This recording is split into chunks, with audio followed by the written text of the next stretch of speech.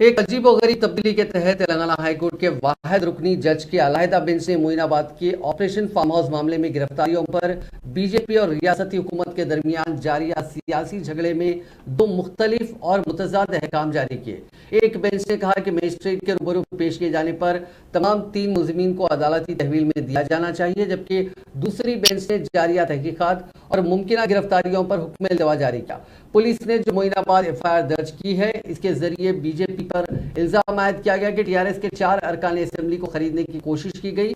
एक रुकन असेंबली को 100 करोड़ रुपए और दूसरे 3 अरकान असेंबली को फीकस 50 करोड़ रुपए देने की पेशकश की गई।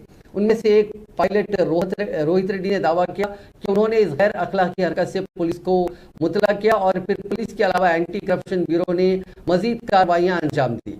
रामचंद्र भारती और सतीश शर्मा के नंद कुमार और एन समायाजी को बीजेपी वर्कर्स के तौर पर जाहिर किया जा रहा है, जिन्होंने टीआरएस के अरकान असेंबली को खरीदने की कोशिश की थी। तीनों को जब पुलिस ने गिरफ्तार करते हुए हैदराबाद में एंटी करप्शन ब्यूरो की अदालत में पेश किया, उस वक्त अदालत के जज ने मुलजिमीन को अदालती तहवील में देने से इनकार कर दिया और रिमांड रिपोर्ट मुस्तरद करते हुए कहा कि पुलिस ने सीआरपीसी की सेक्शन 41A के तहत अमल नहीं किया, जिसके बाद पुलिस ने हाईकोर्ट में दरखास्त दाखिल की। जस्टिस सी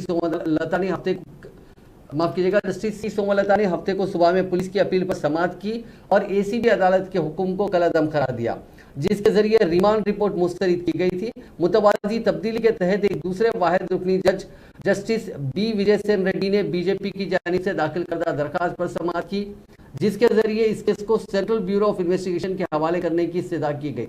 रियासती वकील ने इस दरखास्त पर एतराज करते हुए कहा कि इससे दूसरे वाहिद रुकनी जज के हुक्म की नफी होगी, जिन्होंने रिमांड की इजाजत दी है। जस्टिस विजय सेन रेड्डी ने कहा कि उनका हुक्म सिर्फ चंद दिन के लिए है। उन्होंने हुकूमत को जवाबी हलफनामा दाखिल करने की हिदायत की और कहा कि इस केस पर 4 नवंबर को समाअत होगी।